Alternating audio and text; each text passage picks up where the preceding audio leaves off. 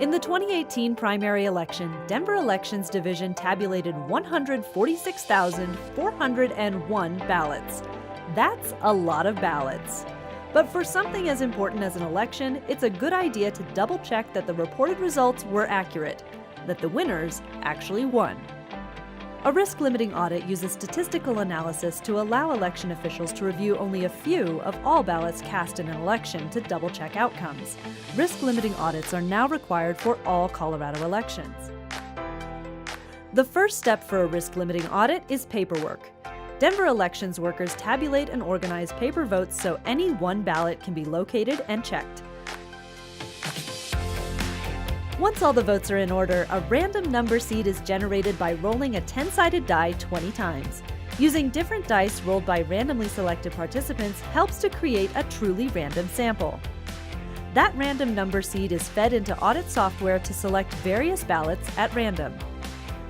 With a list of required ballots to check, Denver Elections pulls ballots out of their boxes and delivers them to the waiting Audit Board.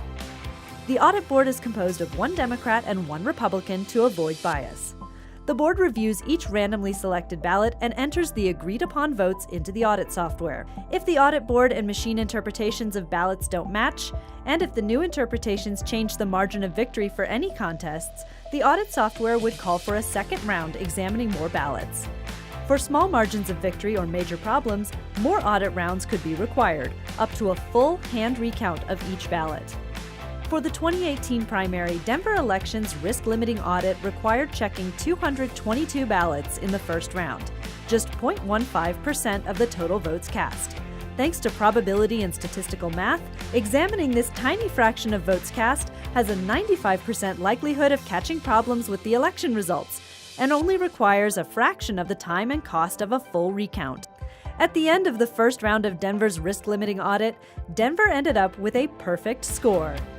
Find out more about risk-limiting audits and other ways Denver Elections Division ensures fair and free elections at denvervotes.org.